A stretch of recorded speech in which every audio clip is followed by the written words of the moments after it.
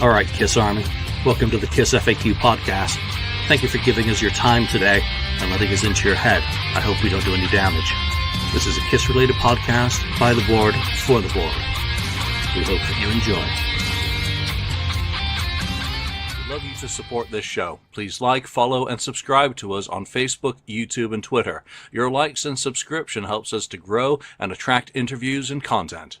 So please retweet and share our posts. Your contributions are appreciated.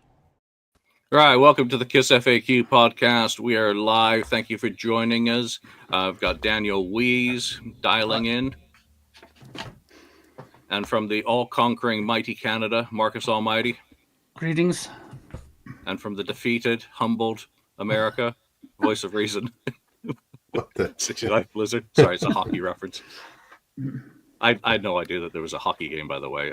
There's people going at each other on Facebook. I was like, what the Yeah, hell? I'm sure you had other things to worry about. Yeah, well, I'm English. Great, we have great hooliganism. Yeah. Great So before we get started, first and foremost, the important news this week is the passing of Carl Cochran the other day. Carl was actually, I've got a little video that'll tell you a little bit about Carl. It went up on the members channel first, and this is part of it for everyone. All right, there's some very sad noise that on February the 19th, one-time Ace Frehley band bassist, also a guitarist and musician, Carl Cochran, passed away in a car accident. You know, Carl's father was a DJ with WRFM, so he had a large record collection that proved fertile to Carl's introduction to a wide variety of musical styles. Carl started studying jazz guitar and then performing when he was 15. And come 1994, he was suggested for the bass position in the Ace Frehley band by drummer Steve Budgie Warner. Carl had been playing with Joe Lynn Turner when Steve suggested that he audition for the band. He rejected the advances twice before agreeing to audition. He auditioned for the Ace Frehley band in early October 1994, and the band hit the road later that year with him as part of the lineup. As part of the live set, Carl was singing Strange Ways, and at the audition, he told Patrick DeBlasi for Ace's Rock Soldiers magazine that during the performance of that song at the audition, he felt that there was a chemistry there, and that it was the vocals on that song that got him the gig. He continued to perform with Joe Lynn Turner and later his own band, Far Cry. Ace was thrilled with his addition to the lineup, proclaiming that the band kicked ass and was one of the hottest that he'd ever assembled. He felt that the chemistry and the energy expended during the sets was unbelievable. Carl was part of the lineup that recorded several demos at Baby Monster Studios in March 1995. Those songs included Take Me to the City, Sister, Don't Want to Lose You, and Too Far Gone. Following Ace's return to Kiss, Carl co-wrote several demos with Ace, but Into the Void made it onto the Psycho Circus album in 1998. He was also part of Eric Singer's ESP project, along with Bruce Kulick and John Corabi, and recorded the Lost in Space album with them. He sang 4-Day Creep, Still Alive and Well, Going Blind, Won't Get Fooled Again, and Snortin' Whiskey. Oh, and also Changes on that album, so you can still find that one available for sale. Do check it out. It's a great album. Following Ace's tenure with Kiss, Carl came back into the band for performances in 2001 at the New York Steel benefit and the following year at Eddie Trunk's birthday party bash, which was Ace's last live performance for a few years. Unfortunately, in 2014, Carl suffered a stroke and for many years continued to battle back from the effects of it.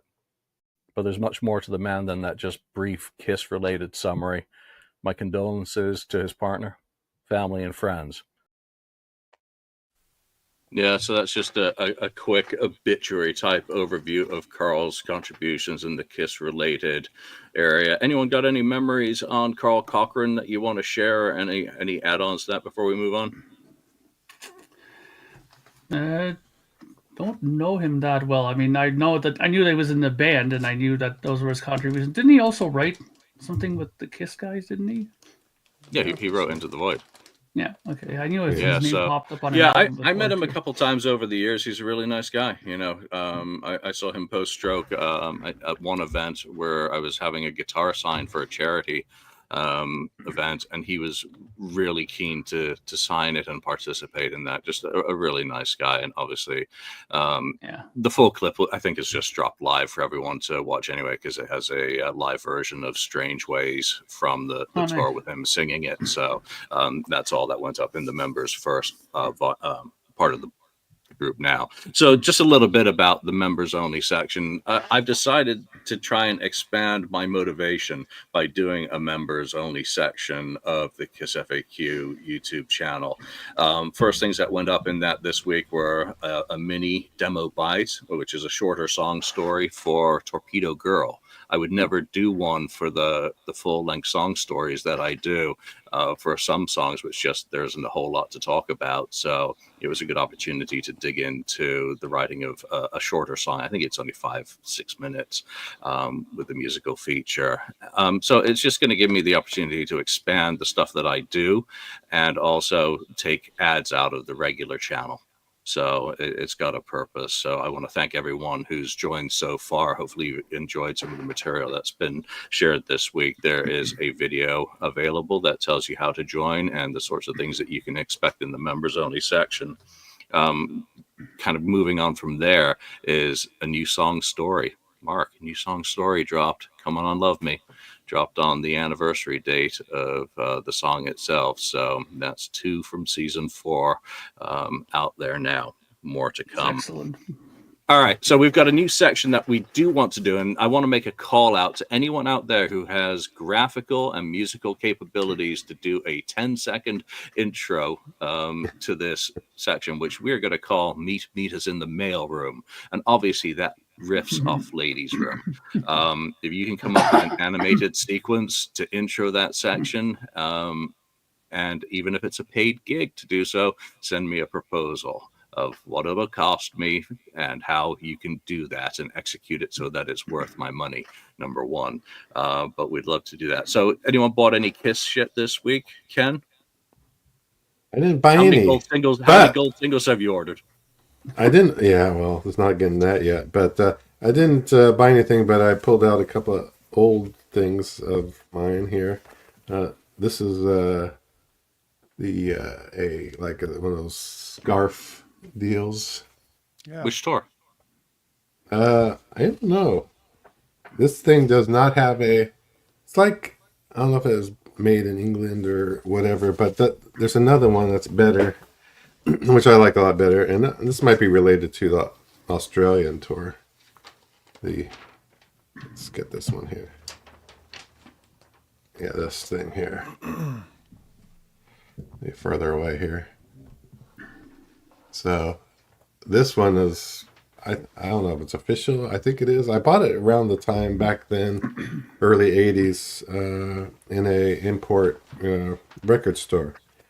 So I don't know if it has any identifying material, if it's just a rip-off of something, a copy of what they were put out.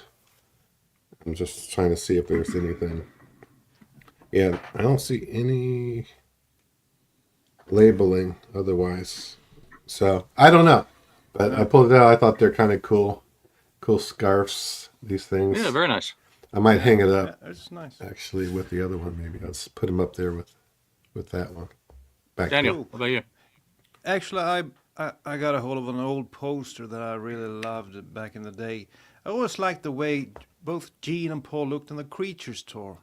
When they, it was sort of a comeback after some so-so albums. And I don't know if you can see this one. It's Oh yeah. Paul Point. It's a huge poster. And the other side, you have a great shot of Gene. Mm-hmm. Yes. So it wasn't that expensive. I had to get it. So a little poster there for you. Yeah, very cool. Yeah, I got one thing. Well, I got 3 things in this week. One was a video. It turned into a video in the members only section, which was a 2015. I think it was New Zealand. I can't remember which one it was. Australia or New Zealand, the tour book. And I then did a little video on the differences between the 2 tour books. But in that pack was also a Kiss Alive Worldwide tour itinerary. That just happens to be the last one I needed to be able to scan and reference for the Magic Book. And I'd had, I think, all the other ones over the years. So I've got this. I've scanned it already. I'm going to throw this back up on eBay because I don't need it now. I've got the information because that's what I care about. So I was very happy when that popped up in an auction. It was a buy it now auction. So that was very cool. So let's just go through the list of Mark. I'll hit you last. All right. Of people who are watching us live: Austin Newland, AB, Rodrigo Alves, Jason Leonard, Hard Rock Heaven. Thank goodness he's here. It always helps. Titania Bell, Chiron, Keep It Greasy, Jeff Davidson, G Chup, Ronnie Parker, Paul BB 14, Jeffrey DeVoe, and I think that's it for now. So, Mark, what do you have? Because you had a good week, didn't you? Yes. Well, first of all, to get rid of the confusion, this Marcus character that's in the chat, that is me. That's just my alternate YouTube channel that I'm using here. So that is me, in case you're wondering. And also, for you people who have been following me in my band situation, I've been waiting desperately for my album covers, and they have come in finally. So here's the vinyl covers. That's going to trigger some hockey fans. Yes. Well, I mean, this was done wrong before the hockey thing, obviously, but there's the front, there's the back cover of the album cover, and of course, I'm just waiting now for the posters and the download cards to come in. That won't take very much longer to do, and yeah, and then it'll be very close to completion. Oh, one other thing too, and I don't have it here. I have them downstairs.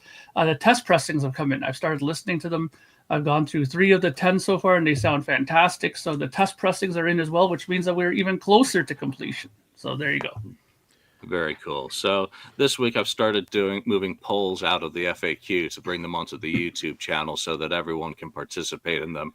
And this week, I obviously with the Torpedo Girl song story going up, I've asked the question, what was Ace's best song on Unmasked? And respondents on that rank Talk to Me as the very best of Kiss's of Ace's songs on the Unmasked album, with unfortunately the Torpedo Girl song that inspired the episode and the poll falling last. Ken, what's your favorite Ace song on Unmasked? I don't know. It's kind of different. Maybe you don't. I don't know. Come on. Maybe, it depends on how I feel at the time. I like Two Sides of the Coin. I like that one, so I'll go with that for now. Daniel, how about you? I don't like any of those songs, unfortunately. Oh, come on. I think he blew his load. I think he blew his load on he blew his load on the solo album and Dynasty. But if I had to pick one, I'd say Talk to Me is such a boring title and boring lyrics in that one, so I have to go with, I think I go with Torpedo Girl. I think it's a pretty fun song at least. I like you, Daniel. That's what I would go for. I like you Torpedo's the too, most Julian. fun. It's funny. It's Little idiotic. different. It's juvenile, but it's a nice follow up to Rocket Ride. Come on, they're both in the same vein. Yeah. And like I mentioned in the song story, wouldn't it be great if Pop House was to take some of these songs and have animated videos like Mission to Mars, Yeah, that's a cool one. and turn them into not just a lyric video, but something with a little bit more intent. And Torpedo Girl would be perfect for Ace cruising around a lagoon, Gene coming out of it like the monster from the Blue Lagoon or Black Lagoon, whatever that old horror flick was. Mark, your favorite? Well, as you could see in my post there in the chat, Talk to Me is my favorite, of course. I've always loved that song. I've always loved the fact that it's very Keith Richards-ish with the open tuning there that he does. The open tuning was quite prevalent on this record for Mr. Fraley. He used it for a lot of his songs on here. So it has a very Rolling Stones side to it. So that kind of connects a little bit with me. So I think that's definitely the winner in this situation for me at least. Talking about animated videos, it could be a pretty animated video to Rocket Ride if you want to do one for that song. But it won't happen because it's a good idea. Because it's a good idea, they won't do it. That's of course the Kiss way. Yeah, well, Baby Driver for Peter. Shock Me had so much potential. Yeah. I was so bummed out. You remember a few years back when that movie came out, Baby Driver. It would have been the perfectly, the song for that movie, but they didn't pick it up. Oh yeah. All right. we've got one other poll this week, and I will do some of these each week now for us to talk about at the top of the show. And obviously this ties into the first topic, which we do have a topic for today, as you can tell from the title, but whether we get to it's going to be a completely different matter because we'll see what happens. Kiss announced the delayed, and it's delayed from last year, obviously, the Golden Strutter box. I did a little mini episode talking about that. That was on the main channel for everyone to see, and thank you to everyone who checked that out. It's just 5 minutes of your time.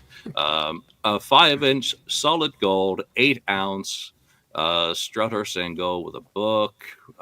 It's got some of the story of the song, Gene's memories of the song, photos, errors. But I asked the question, does the Golden Strutter box product harm your opinion of the Kiss brand, regardless who is behind the idea and its execution? That includes, obviously, the delay and all that. To me, again, as I said in that video, it got people talking about Kiss who might not otherwise talk about Kiss. We are Kiss fans. We talk about Kiss every week, no matter what. So does it tarnish my opinion of them? No. I've seen some of the shit that they've come up with and some of the shit that never made it. And you can't fail unless you do something. And I'm starting to sound like Paul Stanley. So, Ken, what's your thoughts on the Strutter single and whether and its impact on the reputation of the band? Well, the reputation, I don't know, but it's more about not the band to me. It's more about I think the new. I guess it's before. They must have come up with this before Pop House deal, right? So, because it was already in the works, we have to blame it on Kiss, I guess. So, I don't like it, but that's me. And sure, I could buy I could buy either one if I really wanted to. If I wanted to, if I wanted to mortgage my house, if I wanted to unload my 401k or whatever. Sure, but I'm not crazy. So, yeah, it's fine. If someone wants to buy this stuff, that's fine. If they can, I think it's cool to collect it. I guess the only cool thing about it to me is it actually can play. I mean, I'm surprised it could actually play on a turntable. Think about how much gold comes off with each spin of each revolution's costing about $50. Dust, every time the diamond is digging into the gold and the little flakes are coming off. I don't. It's the same old thing, They come out with these things like a monster book, which was way overpriced too. It's just another one of those things where I go, no, I can't see myself ever, buying one something like this for that amount of money. It's just kind of wild. Now they should have had maybe a third version, and just had a smaller kind of box, printed on. We have a single and a gold. It could still be gold, but it doesn't have to be pure gold. And so people can, that cannot afford those other things, buy that. That would go against all of Gene's ideas of this. They sold that. They had the Shout It Out Loud single, right?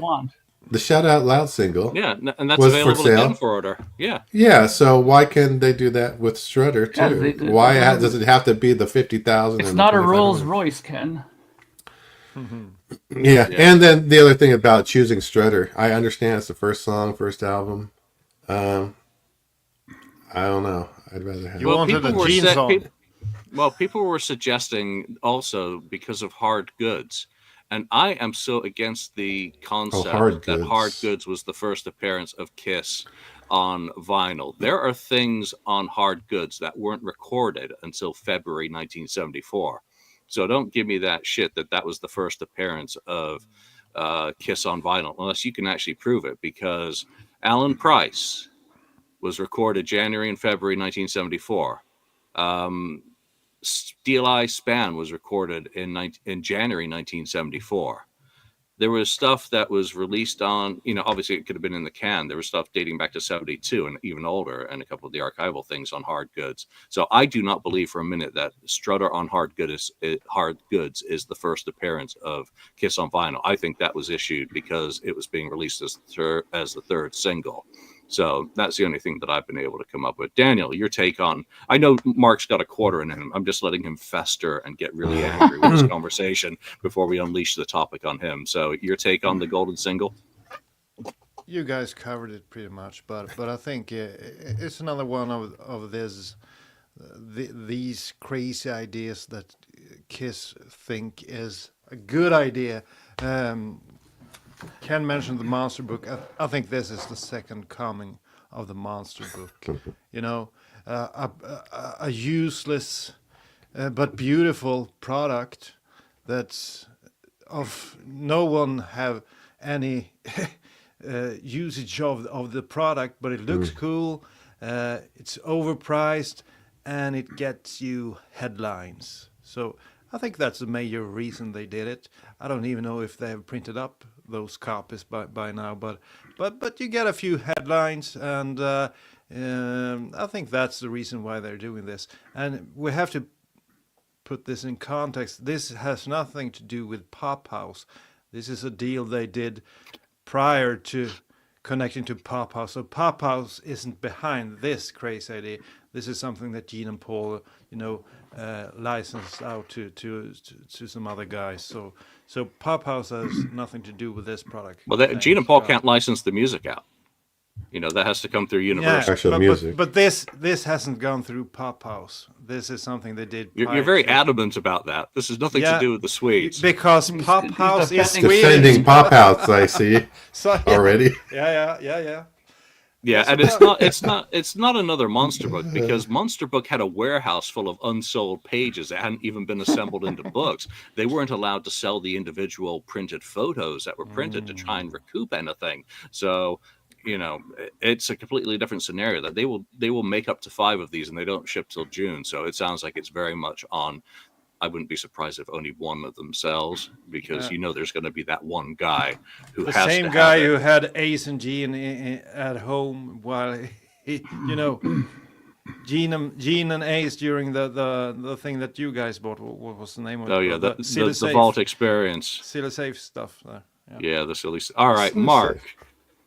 You're like, I'm not talking about this until we do the show. So, please, Mark. Well, the fact that Daniel brought up the fact that Pop House has nothing to do with this is immediately the most alarming bit about this, because that means it came from the Kiss end of things, which means that I'm starting to ask if these guys really need to get their brains checked out professionally by doctors, because first of all, the ad for this, okay, that advertisement where this guy comes out, sits down on his sofa with his guitar and starts playing along to the single. Now, yeah, that's what I would do. Let me take out my $50,000 single, put it on my record player, and sit down on the sofa and jam with it. That makes a lot. First of all, the guy that's sitting on the sofa is playing this shitty Ibanez guitar. If you can buy a $50,000 fucking single, Kiss fans wouldn't. I think for the most part, if you can afford that single, you would probably buy yourself a Gibson Les Paul, like a real Kiss fan, right? Who played Gibson guitars, right? So this already shows the disconnect with their audience. Kiss fans loved Les Pauls and those things because that's what Ace plays and that's what Paul played. And why would you make an ad with the guy playing a guitar that has nothing to do with Kiss whatsoever? That's another thing that kind of stroked me the wrong way. But first of all, the whole thing is just ridiculous. I mean, how many times have we as fans on these chat forums and Facebook and everywhere else said we're looking for things to buy again, collectible things, and stuff that's not out of reach. I mean, the box sets, they can be a little pricey, but for the most part, it's still something that I think will still sell. Yeah, for some people, it's still a little out of range, but they're still at least somewhat affordable. If they think for 1 second this is even remotely affordable, I don't know what they're thinking. This is absolutely insane. Like, what were they doing when they thought of this? Like, were they sitting? I don't know. Like, it's almost like they're smoking weed or something. They were like all together and went completely bonkers with this. I don't understand the logic in this. I mean, and I know I've seen that video before where Gene goes and says, well, people can't afford a Rolls Royce, but it's still there, for people who can afford it. Well, okay, that's great, but you got to know your KISS demographic a bit here.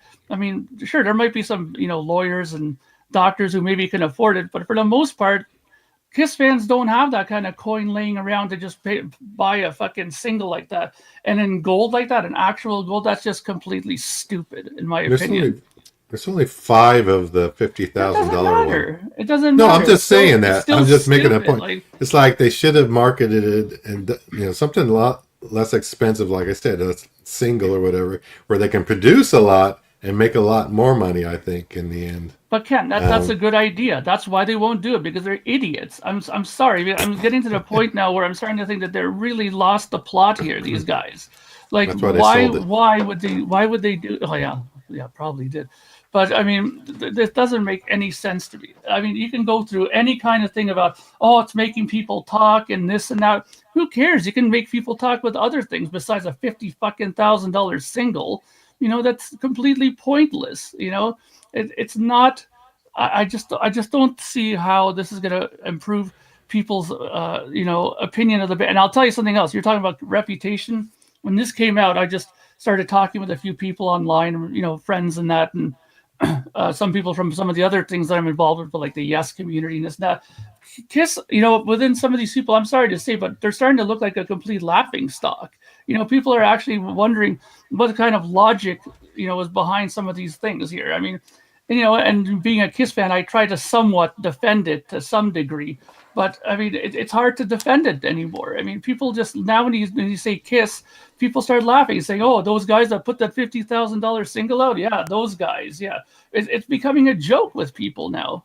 I'm very concerned about that. I mean, are you going to be? It's going to be back in the days when it was so ridiculous to be a KISS fan, and then finally when they did like Lick It Up, everybody started saying how KISS was cool again. Are we going to go back into the dark ages with this now? Are people going to look at KISS fans as complete idiots? Like, I mean, I don't get this at all. Hey, Mark, here's an idea. So if they would have done a vinyl type kind of single, but made it nice and did a little small package or whatever, but have Strutter on one side, right? And then on the B side have the demo version of Strutter. So you have both versions of Strutter, that you can at least listen to. And I don't think that's ever been, it's a good idea, Ken. Something honestly, different. It's a good idea. But why? But what? They won't do it because it's a good idea. I mean, honestly, they need somebody else at the helm of this shit. Because if these ideas are the ones that are being passed, my God, I can only imagine what other things have been, thought of and rejected. I mean, it's unbelievable here. I don't know. It really bothers me because I want to be one of those guys still who has some sort of, respect for the band and to talk about them proudly and amongst other musicians. I mean, now I'm almost afraid to talk about KISS with other people because they see this shit come out and they start wondering, if I'm starting to lose the plot because I think this is somewhat of a good thing, which I don't think it is at all, I can tell you that I'm 100% sure that a KISS fan did not come up with that idea. No, of course not. There's no way a KISS fan would ask for that. No, I think that cocaine's a hell of a drug. Yeah. My biggest problem with it is that someone approved it. Yeah, they did approve it, though. So supposedly an adult with executive power approved it. And I think what this also kind of indicates is that KISS fans are ripe to be meme coined.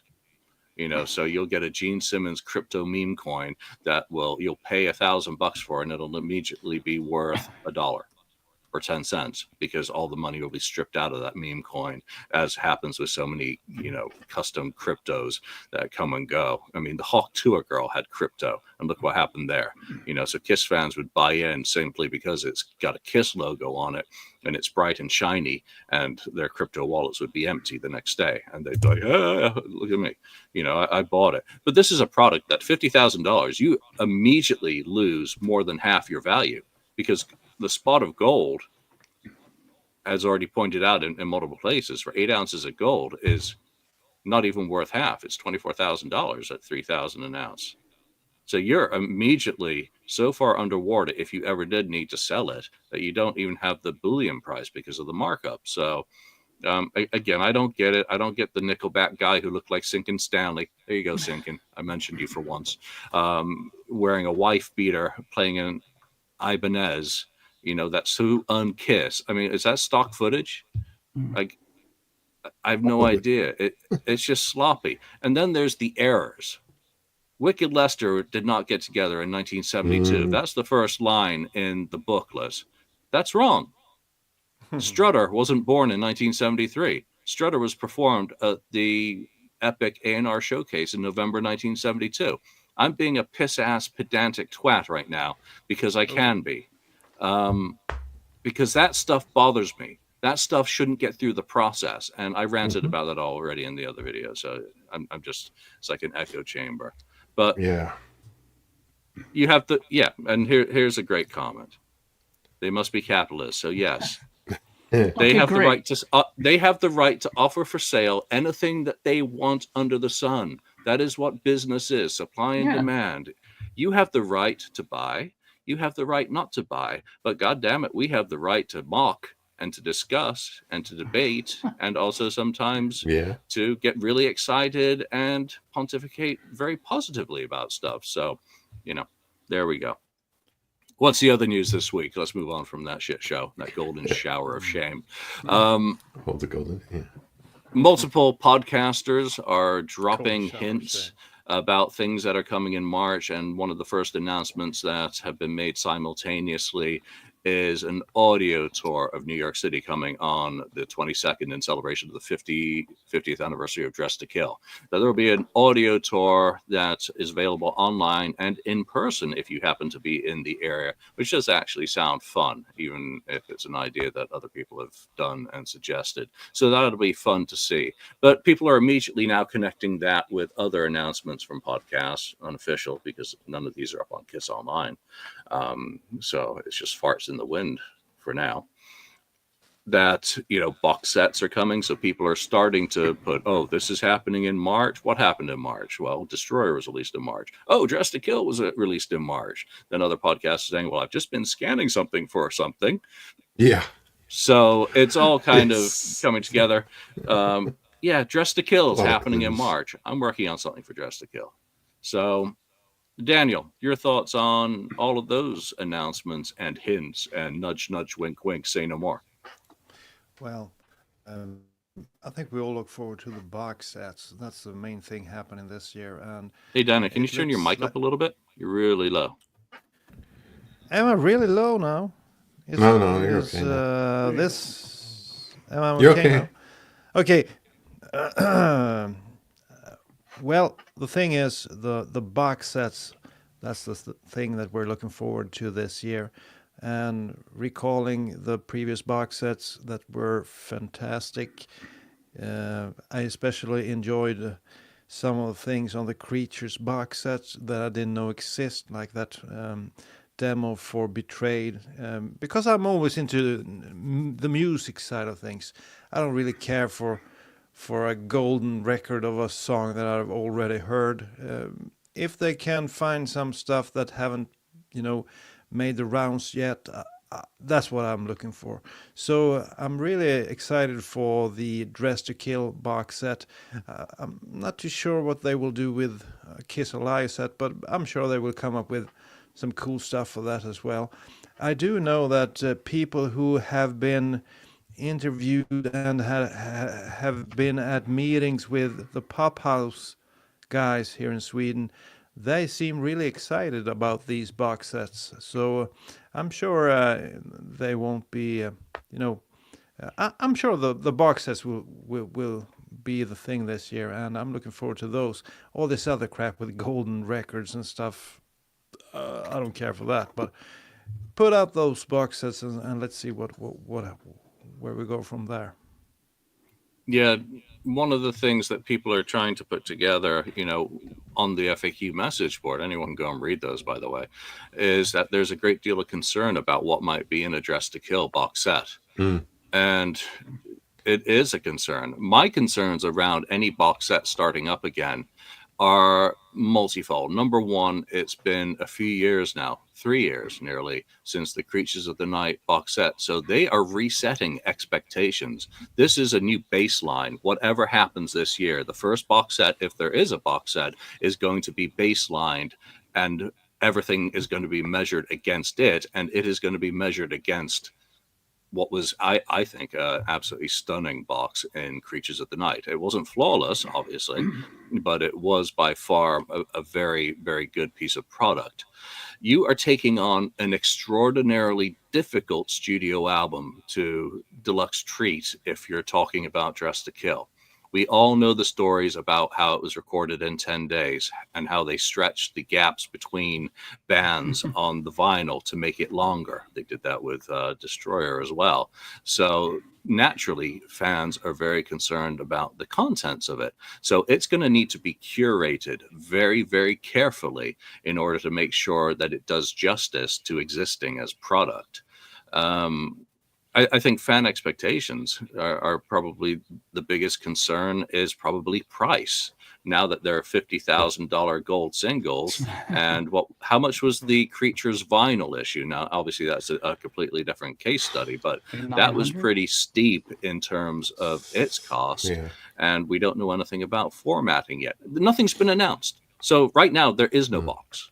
There are only hints and suggestions and people kind of making shit up as they go. So, those are some of my concerns anyway, is that you are resetting expectations. You cannot have another situation with a super deluxe box where you have a live recording like you did on Destroyer.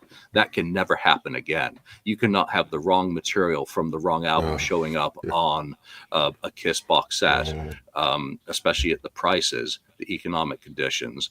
Most of these are made in, I think, Czech Republic. A lot of products pressed in Canada. So now tariffs come into play. And for many customers, that's going to add money to the cost of it. So there's a whole bunch of factors that come into play as Pop House, who hopefully work hand in hand with Universal, need to get behind and think about.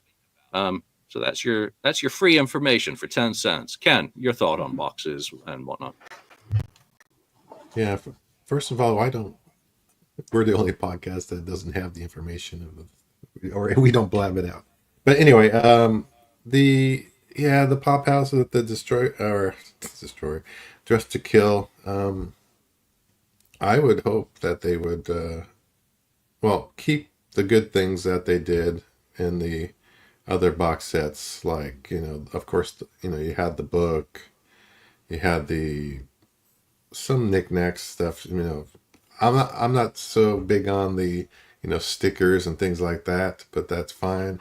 It's more about the unreleased kind of music, which I want to hear, and I don't know how much there is, but there may be some unreleased stuff or a lot of demos that they did during that, making that record. Still think they should do probably another was it an Atmos type release as part of that, like they did it with the other ones. The thing with the live part is tricky, because if they're going to do maybe the Kiss Alive box, you don't want to overlap too much there, because the live box or the live album was based on the Dress to Kill tour. So you can't really use I don't think you really can use a show from there unless you use a totally separate show that was not part of the Kiss Alive, recordings that were used. Because that has to be, you got to keep those separate for sure. So any of the recordings weren't used if it was. Well, yeah, that's true too, I guess. But and is there a possibility of getting a video? Is there video for anything good out there for that time period? You want them to get gooched? Okay, well, let's not get onto that one. But I'm just hoping it keeps up with what they've done, because the other box sets have been pretty good so far. I like the unreleased stuff. I like demos. I like other songs that did not make it that they did record. So, but I don't know how much they have. So I'm thinking they're going to have some live material for sure, and hopefully it's a good soundboard from that period. I want to be as excited as Mark Cicchini. Mark. Well, box sets are always a thing. They're kind of a touchy situation with me, mainly because the fact that I buy a lot of box sets from other bands, and I don't know. I'm not going to say that they're better than the Kiss ones because, like for example, the Destroyer one, there's a lot of stuff within there that I thought was very cool, like those the recreation of the press kits and stuff like that. Those are all things that I kind of enjoy, you know, getting and looking at, and I find them really cool, right? And those kind of things are great. And but mainly you want the music, right? And some of the things that I find in other box sets that happen sometimes don't happen in Kiss box sets. Like for example, there's a great thing that like on a King Crimson box that I have where they show an actual reconstruction, and it's even a Zappa one, the Hot Rats box set. They show like an actual creation in real time of them doing like a song, like Peaches and Regalia. They show how they started out just on piano, how this and that came about, and they added this part, and all of a sudden they have the song. So it's like I like those kind of things, and that's something that Kiss doesn't really ever provide in their box sets, at least not that I can recall, right? And it's the extras in there, like the sort of add alternate versions. They do that as well, Kiss, right? But I'd like to see a little bit more of those things. It's just those little odds and ends that some of the other box sets that I've gotten, they seem sometimes sort of lacking in Kiss stuff, But I'm hoping that this is going to be a great box set. I hope that that there's stuff available that will surprise people. Like for me, a good box set will be this. If Julian sees it and says, "Wow, I can't believe that this is in there because I didn't know about it," then it's going to be good, because Julian and these people are the ones that are neck deep in the kind of stuff that's not available, that's hidden in the shadows, the collector's circle stuff. Yeah, of course. Come on, Julian, you know a lot of stuff that's in the collector's circles. I know nothing. You know nothing. We'll say that. But if he did, then if he's surprised, then I would think that it's going to be a good box set, because it's still it's still possible to make a good box set, and one that'll surprise even the most hardcore of Kiss fans, I believe, right? But whether they have enough of a drive to search in the deep crevices of the vaults to find these things, I don't know, because some bands take care of their stuff better than others. I'll just leave it at that. Yeah, and it's not nearly all about whether they can get access to, fan stuff. There are cases where a fan may want too much money for what they think they have. So it comes down to being an economic, decision.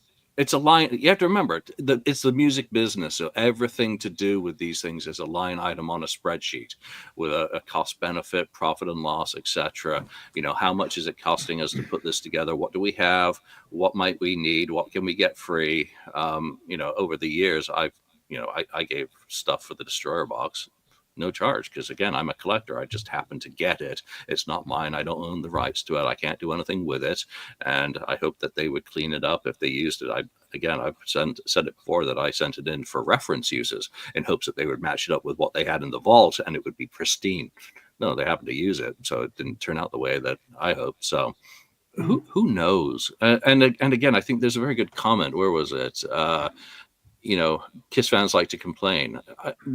No, Kiss fans like to discuss, and our discussions become heated. I don't think anyone is really complaining yet. And I don't think you have to wait until you have it in your hands to discuss it or debate it. We're all just chiming in with ideas about what might be, going from the hints out of being, we're not the ones throwing chum in the water.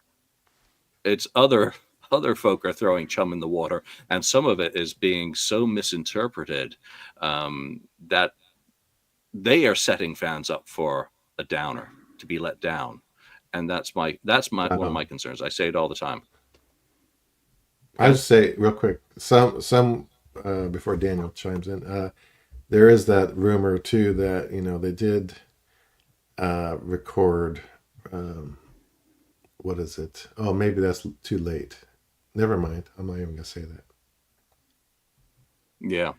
So I'll disregard Rob a Ben- remark that I've just my timing's off. on it. that's right. Maybe you Never just wanted to mind say, was a Julian, great shut up, record. you're monologuing again. No, Rob, not at all. Rob Benjamin, when you have passionate and dedicated fans, you can get away with a lot. And that's what I don't think anyone wants. No one wants to be left feeling ripped off, let down, disappointed, or not meeting expectations. Daniel? I don't know what the hell we're talking about. What's the question? You monologued for too long. I zoned out. Whoa. What are we talking about? The box sets, those upcoming stuff. The Yeah, walking Maybe the tour Dress to Kill. celebrating Dress to Kill 50th. We're going to do a 50th refocus next month. I shut up, Daniel. That's right. We will do one. It's pretty clear that Julian has a lot on his mind this week, but that's okay. Let him speak. However, I have to say we're all excited about the box sets. I've heard that people have been in meetings with Pop House, and the fans, they actually invite a lot of Swedish fans to meetings, and they discuss this and that, and when they come out from those meetings, they seem pretty excited. So I think there's a few things cooking, and I think we'll get some really cool box sets or whatever this year, because they're really trying to get the fans into the planning of these things, and you need that in order to make it interesting for us in the Kiss Army. So I'm really looking forward to these box sets. And if you think they are expensive, you can still get the music other ways. There's something for everyone. So you don't need to spend a lot of money like that shitty gold thing that they released, which I previously told you has nothing to do with the Swedish company. You really love this company. Are you working for them now, Daniel? I'm starting to get the feeling like you're maybe like an underling worker for this company now. Oh, I'm busted. He should just have a Swedish flag behind him as his background, because he's just waving the flag for. I just have to hand it to Mark and congratulate you on beating the Americans in the Four Nations tournament. Wow. Connor Okay. McJesus doing the decisive goal in overtime. It was such a great game, so I really enjoyed it. Was there any doubt really that Canada would win? I mean, it is our game. Yeah, they were beaten by America in the previous round, so it was a close call. Once but Canada- Connor McJesus came through. Once Canada becomes the 51st state, it will be considered a win for USA. That'll never Wow, happen. that would be a hockey team. Well, you know what, Mark? Just remember, the U.S. has won more Super Bowls than you guys ever will. Well, There you I'm go. not a football person. No one knows what a Super Bowl is outside of America, so it really doesn't matter. Yeah, well, just like How baseball, dare you. the world champions. There The you world go. champions All right. in America.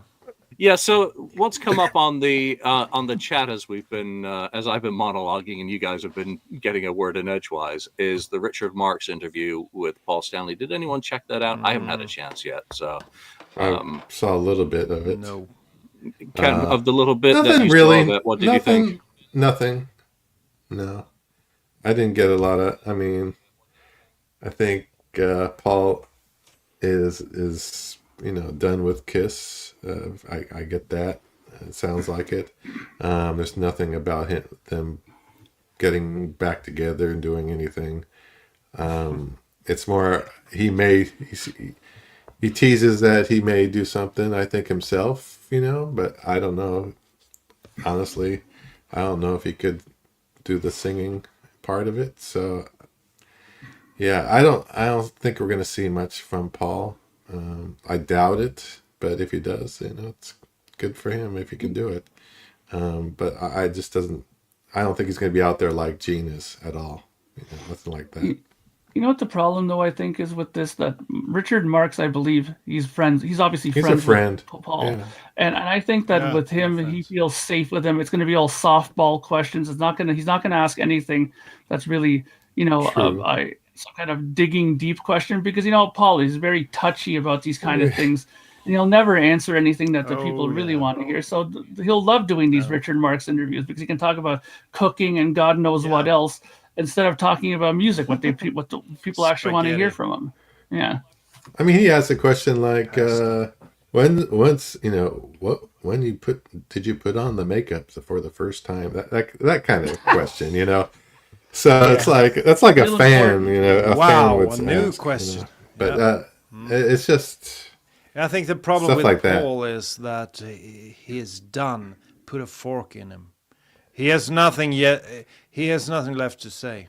I No, don't I think think so. they do. I think they do. It's just a matter of being willing to put No, themselves not into not the about Kiss.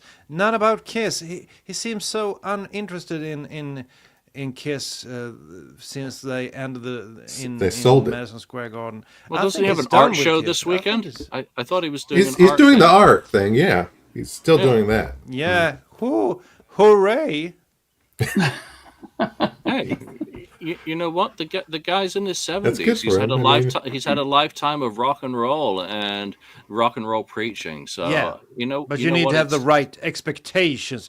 You need to have the right expectation. We're watching an interview trying to get some new information. We won't get there from Paul. You're And watching I Richard Marx's understand. podcast. What are you But expecting I just have to. Yeah, but you can't expect anything new from Paul when it comes to Kiss. He's done with Kiss, I think. Not in that venue. I think if he put himself out there, he can handle what we might call a more pointed question. Paul's a smart guy. Paul will stop and think about it and then answer. Yeah, and no one's you'll be able to tell if he's questioning uncomfortable with that. the direction, because he's very open in his feelings and transmitting them. I'll just say one thing quickly, so before we move on, but I don't think age should be a factor in this. There are musicians older than Paul, that are still doing stuff and still making music and playing. So I don't think that should be an issue. It's just whether, I think what Daniel said, whether his interest is still in there as much as it was in the past. That's all. Yep, I saw a video of Buddy Guy the other day standing at a bar with a glass of cognac, playing some cream in one hand and toasting fans with the other. 88 years old. So, yeah, age is just a number. There you go. Mm-hmm. All right, so let's get to today's topic now that we've got 5 minutes left. 8 minutes. I knew as the things started mounting this week that it was going to be a show that better would have been described as topics from the board, but there you go. We've got so good, so bad, so what. And the topic was framed around the discussion of 10 songs that make you cry. Well, what do you mean make me cry? Make me cry in a good way? I'm crying with excitement, or I'm crying from being hurt, or I'm crying from being depressed, so what are some of the songs that make us cry? Mark, why don't you throw out one of yours and tell us how it makes you cry? Well, I'll do one. How about I do one good and one bad? Sure. For example. Do it. So the one of the examples of a song that makes me cry with joy, and about how great the song is Black Diamond. It's always been one of these songs where when I've heard it, I've always thought that this is an example of a song that has everything in it. Great music, the guitar playing is amazing, some great lyrics in there. Not the typical kind of stuff. It's a little bit more thought out, I think, than normal. I think Peter Criss singing on there as well, which is fantastic. I think absolutely a barn burner. And not only do I like it on album. Sure, it has that long droning ending at the end, but you can always just lift the needle when it gets to that point. But the live versions are just so fantastic of this song. Never have I heard a bad version of Black Diamond live. It's such a great song. Translates good from studio to live. So that one makes me cry in such a fantastic way. But a song that makes me cry tears of bitter sadness is when I hear a song like She's So European. Like, what was the thought process behind this? What? Such a terrible song. Brutal keyboards in there. Lyrics that he should be ashamed about and slapped upside the head for. And just totally terrible song. And the fact that Gene actually pushed to have that played live on German television deserves to be even more ridiculed, because it's such a shit song that I can't believe that they would play that. I mean, to put it on album, maybe they had to, because Gene didn't have anything else better, which is also alarming to think about. But the fact that they played that on a TV performance is like, wow, that's just unbelievable. Like, she's so European is just not a good song. She's so garbage is what it should have been called. Wow. But how do you really feel? And Ken, would you like to respond to the shots Mark's just taken at your guy? Yeah, that's not. I mean, I like that song. I like She's So Here. Yeah, it's not his best song, but it's not one of his worst songs. Like you could have picked some other songs, Mark, from Gene. Well, there are others. Maybe agreed. But yeah, he just wanted to take a dig at Gene, I think, on that one. So anyway, I'll just say I agree with you, because one of them on my list was Black Diamond live, especially from maybe around 76, that era, 77. It was so good. It's so good live. So that makes me cry, tears of joy kind of thing. So I love that one. So I agree with that. I'll pick you another two real quick. So one would be Calling Dr. Love, because that song is kind of what is my first favorite song, and I love the song. I love the the melody, everything about it. The riff is great, singing's great. The fantastic guitar solo is what really sends it over the top for me. So that's that one. And then one that really bugs the hell out of me, that cry that it's just so it's not good, is Hold Me Touch Me from Paul's. It's like I still don't get it, and it kind of goes hand in hand with, and maybe I'll just say real quick, with Odyssey. I'm just gonna put those two together, Hold Me Touch Me and Odyssey, because these are two songs where Hold Me Touch Me, fine, it's a pretty, it's a well-written song, but the way he sings it is not his normal kind of singing that he normally, does. It's all lispy kind of singing. It's just kind of strange. So that one was bad for me, and then the other one was Odyssey. Again, same singing in a trying to be the opposite. How he did Fanfare. I actually like that, but in a young boy's voice, he went over the top to me. I'm the man voice. I'm gonna sing an Odyssey, and that type of voice. He's just sang in his normal Paul Stanley type voice for Odyssey, and that would have been a lot better. So I've been quiet for those bother me. Daniel. Ooh, Daniel, got anything? We have a delay with I it. seem to have some problems with the connection. Is it my turn now? Yes. Is it my turn? Something that makes me Something that makes me cry. Actually, every time I put on Asylum and I listen to that mini Eric Carr drum solo in the beginning and the Paul Stanley vocals, it puts a tear in my eye because it's so great. And it makes me, it's like I'm time traveling back to when I discovered Kiss. So that's one of the most, powerful beginnings of any Kiss song. So I have to put that one in there. And if I would pick one that makes me cry for different reasons, I could pick a few songs from The Elder, but I think I have to go with Bang Bang You on Crazy Nights, because I remember listening to Animalize and Asylum and thinking they were kind of great records, and then buying Crazy Nights on the day it was released, getting back. I remember this.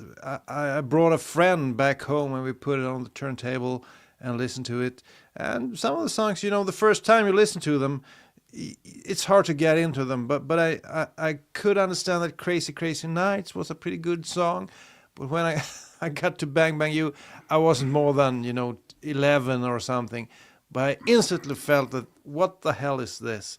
And to this day, it's the same feeling. What the hell is this? And I can add that they should have put Sword and Stone on that record, because that was a demo for Crazy Nights, and that song almost brings a tear to the eye because of the vocals from Paul Stanley. It's been done by other bands like Bonfire, and pretty recently by a Swedish band called Crazy Licks. But they can never do it justice. They can never sing it like the god that is Paul Stanley of the 70s and 80s. So hearing that demo still brings a tear of joy to my eye, and those are some of the songs that make me cry a little bit. Great picks, Daniel. I've got one that you'll think I'm channeling Lonnie today. One that makes me cry is every time I look at you on MTV Unplugged. There are about 25 rehearsal takes of that. They did it 3 times that night when they did the show. And for me, that is just illustrative of Paul Stanley, the might and majesty of his vocal and the perfect delivery under the perfect circumstances of that song. You remember him on the rehearsal saying, "We're doing it again. Why? Because I like the song." Yeah, but they'd also rehearsed the living shit out of it to make sure it was perfect. They had done so many takes of that during the several days of rehearsal that led into MTV Unplugged that they must have been the other guys in the band must have been so sick of hearing Paul's song by that point. And then they rehearsed it with the orchestra, and then they absolutely slayed it. And that just brings a tear because of his emotion with that, and obviously his love and passion for that song, and how it hadn't worked out when it was released as a single from Revenge. So that's one that brings a tear to my eye, and it's a happy one as well. Whenever I hear that song, or pretty much anything from that album. What's one that makes me cry in a negative sense? Bang Bang You actually did make me cry back in the day when I slapped that cassette in and listened to Crazy Nights the first time. It was, what the fuck is this? But nothing can keep me from puking on you makes me cry. Yeah. It makes me very upset. It makes me have a toddler tantrum on the floor whenever I hear that song, which fortunately doesn't occur too often, especially when you consider the number of outtakes that they had from the Psycho Circus sessions. I Am Yours would have been great in that movie soundtrack for the sentiment that they were presenting. And they went with a Diane Warren facsimile of I Don't Want to Miss a Thing. And it just makes me cry that they blew an opportunity. Well, Armageddon and Detroit Rock City are not exactly the same sorts of vehicles. You would kind of want Detroit Rock City, the movie, to get hit by the asteroid. There's no cheering for anyone in that movie, but it's such a situation that they so missed an opportunity with that soundtrack. And that is what we get to remember 1999 and Kiss for. Am I clear? Yes. Yes. You're clear. Very clear. You made that clear. I agree, though. So there we are. The news, and what a great show it is that the news, that Kiss news and things going on in the Kiss world, with the exception of Carl Cochran's passing, can take over the show topic. Just with an abundance of things that have happened after over a year of very little occurring in Kiss world. All of a sudden there's an abundance. And I think that's something good to get excited about for 2025. As Daniel said, things are happening, and he's hearing little chirps from the Swedish birds about things, and we're hearing little bits and pieces here. It's going to be a great year, one way or the other, good or bad, whether you like things or whether you don't like things. There's going to be a lot to talk about in 2025, not only because it's the 50th anniversary of a whole shit ton of stuff, but clearly the wheels on the machine are turning again. So I think that's probably us for the week, unless anyone's got anything to add. No, but I have That's to it. agree with Nothing you. to That's perfect way to end it. All right. There's been a whole bunch of people who have joined us today. I want to thank everyone who's joined us live and chimed in with your comments during the show. As always, you help make the show what it is with your comments live. And we do appreciate you taking the time to join us on a Saturday morning or Saturday afternoon or Sunday, wherever you are, whatever time zone you are. I want to thank everyone who joined the KissFAQ members channel this week. There's a lot of stuff queued up to come over the next week, and I'm going to find a routine of what works and what doesn't for that channel. I got to find a way to get these guys in there. I haven't figured that part out yet. And remember, if you've got an idea or a concept that you are able to execute for meet us in the mail room for our segment, which we do want to do every week, then do reach out, kissfaq@outlook.com. Hopefully you've got a great idea, because I actually recorded a vocal overdub to the backing track of Ladies Room, and it was freaking awful. So I deleted it and then purged my recycle bin. It was so bad. So there we go. Thanks for joining us. So from Daniel, Mark, Ken, and myself, we shall see you next time. Thank you for spending time listening to the KissFAQ podcast today. All sales are final. There are no refunds. If you'd like, look us up on Facebook or come over to the KissFAQ message board and discuss the topic we've broadcast today. Don't forget to rate us on iTunes, Spreaker, or wherever you've listened to the show. We hope you'll join us again.